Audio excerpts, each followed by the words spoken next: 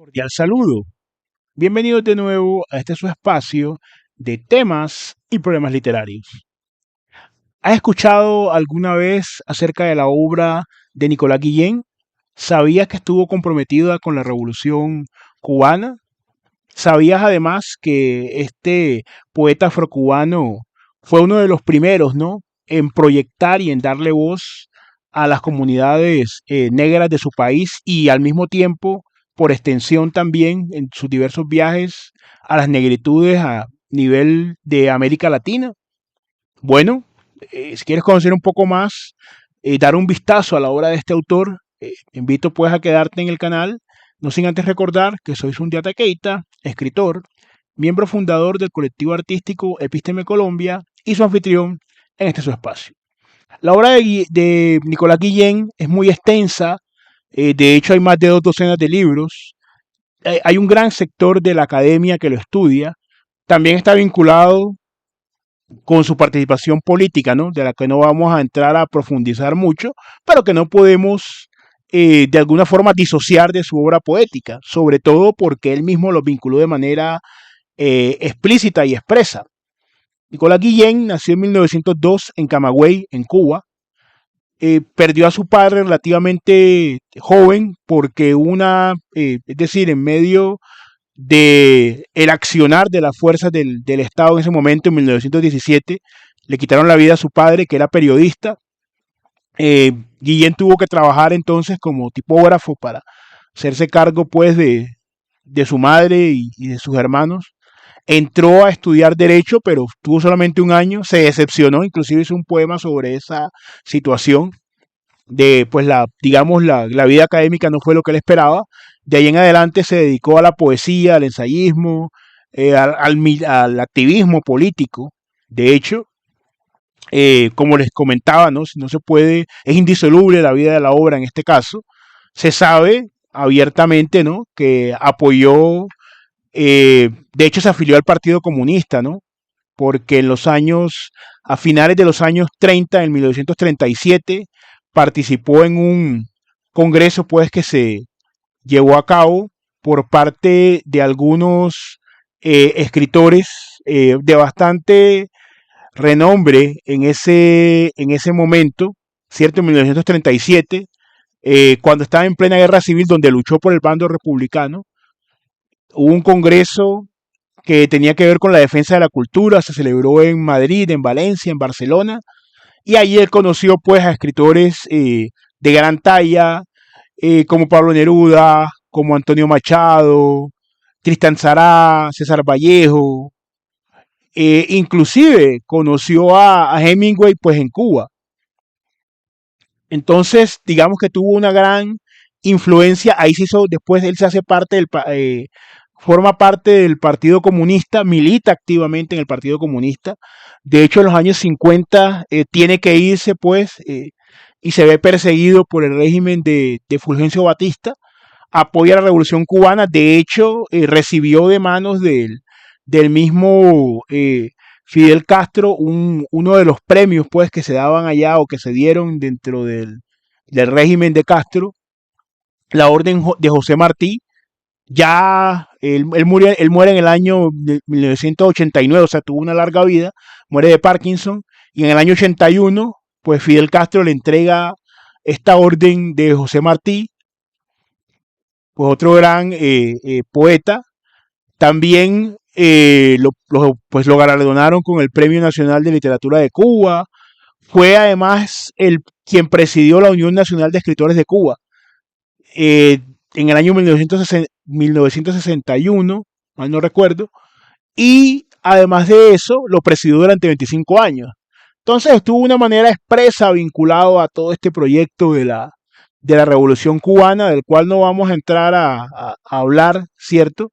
Pero sí debemos decir que en muchos por lo menos en el siglo XX, ¿no?, los poetas e intelectuales negros, en lo que se encajona políticamente, ¿no?, las distintas vertientes y movimientos que se encajonan políticamente bajo el rótulo de izquierdas. Si ustedes miran otros autores que hemos visto ya acá de la negritud, como Sengó, como Cesaré, como Fran Fanon, que no fue escritor, pero este gran psiquiatra que escribió esta obra de respecto del colonialismo y demás, a nivel cierto psicológico, intelectual y todo lo demás, Piel Negra, Máscaras Blancas, todos pertenecían a ese sector de izquierda, por lo menos buena parte del siglo XX. Eh, entonces hay que tener eso en cuenta. En el caso de Guillén, el compromiso es mucho más explícito, por supuesto. De hecho, ser uno de los poetas intelectuales que de manera activa apoyó esta revolución, que no vamos a entrar acá a discutir las repercusiones que ha tenido y todo lo demás, y si le hizo bien o no a Cuba, pero debemos tener eso en cuenta a la hora de analizar la obra de este autor porque expresamente él lo manifiesta. Pero ¿qué es lo que buscaba Guillén? Guillén buscó darle voz al pueblo afro, al pueblo afrocubano, inicialmente, ¿no? Él en un principio tuvo influencias de Quevedo, de Rubén Darío, de Cervantes. De hecho, algunos de sus críticos dicen que se podría, en un principio, pues, estaba bastante influenciado por el modernismo y el vanguardismo, pero después eso fue cambiando, fue mutando hacia una poesía mucho más personal y él logró utilizar el son. ¿Qué es el son? Un género musical cubano, ¿cierto? Contribución pues de los afro y él utilizando repetición, aliteración, que es un recurso poético, y la musicalidad, lo hemos dicho, lo vamos a igual siempre a repetir, tanto la poesía como la música son artes del tiempo, solamente que en la música va el ritmo y en la poesía va la palabra, entonces la articulación esa simetría que existe se logra dar mucho, sobre todo en las vertientes negras, vertientes afro o afrodescendientes. ¿Por qué? Porque ya la estructura en cuanto a la musicalidad y en cuanto al tambor, más allá de ser un instrumento o de querer reducirse a un instrumento de divertimento, le permiten entonces al autor afro tomar esa música, y no solamente la música como el son, aunque de hecho esta obra de 1930 tiene que ver bastante con el tema del son como tal, pero también toma la forma de hablar, también toma que el acervo cultural, el tema de las leyendas para ese motivo del son y comenzar su camino de africanía a este respecto. Entonces es muy importante tener eso en cuenta.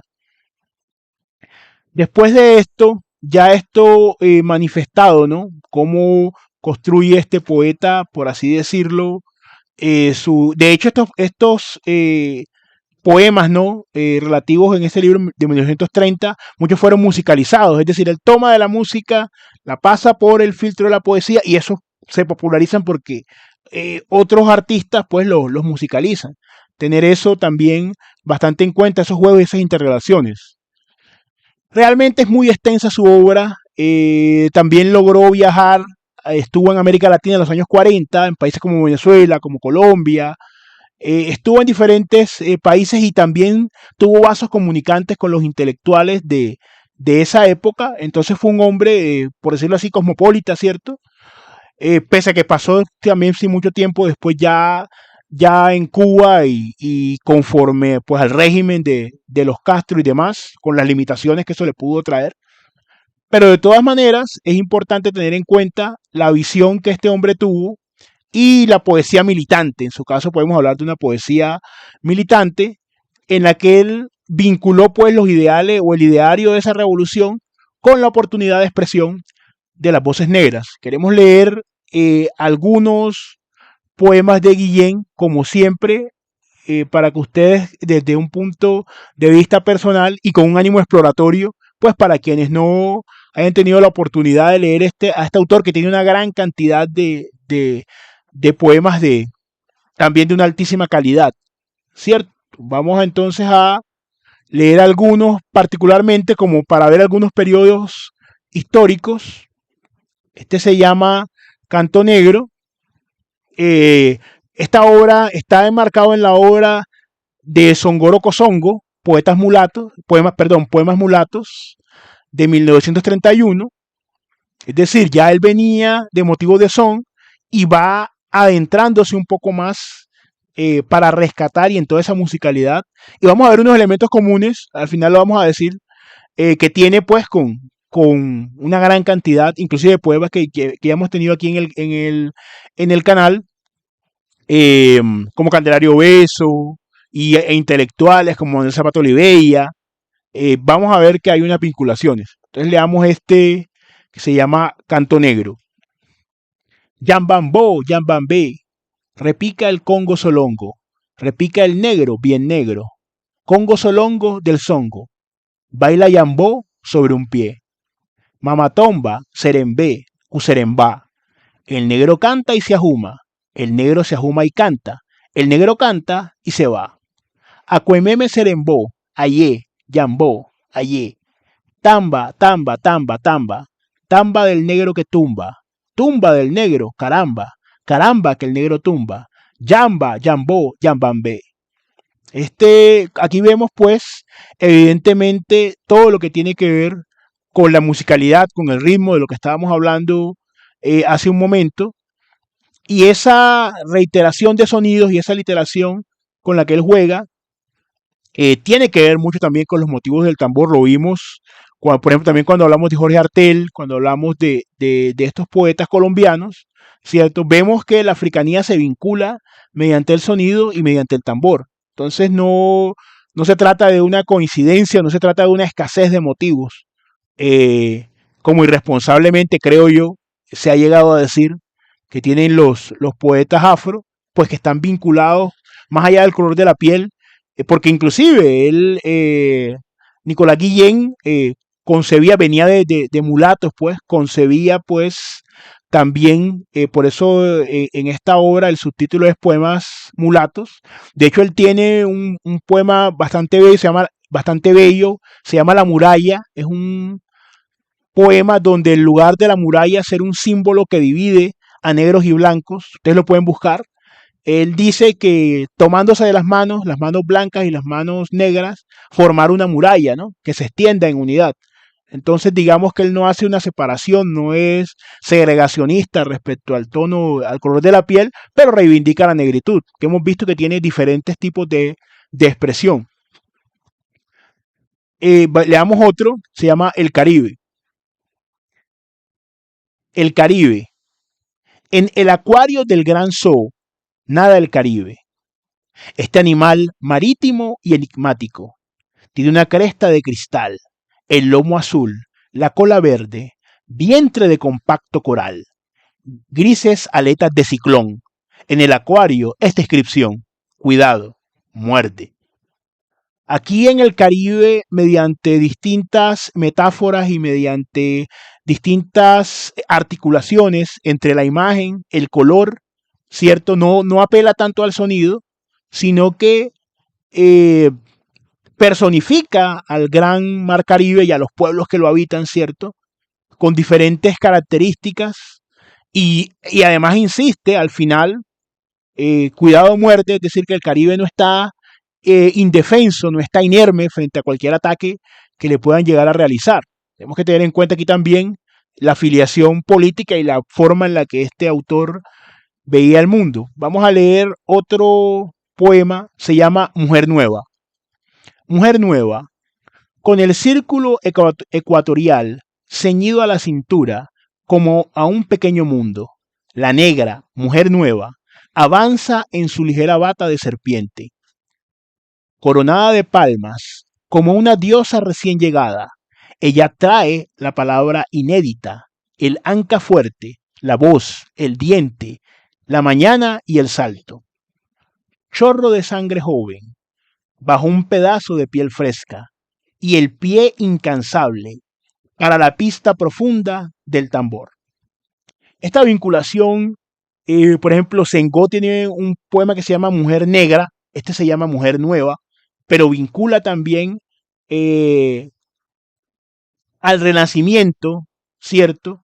Lo que en este texto que tengo por aquí, que hemos analizado, no en su integralidad, es un texto, una compilación que se hizo del pensamiento de Manuel Zapata Oliveira, se llama El árbol brujo de la libertad. Es un texto bastante bueno, bastante interesante. Y aquí Zapato Olivella analiza también la perspectiva y por qué muchas veces hay esa vinculación entre la sensualidad de la mujer negra, ¿cierto?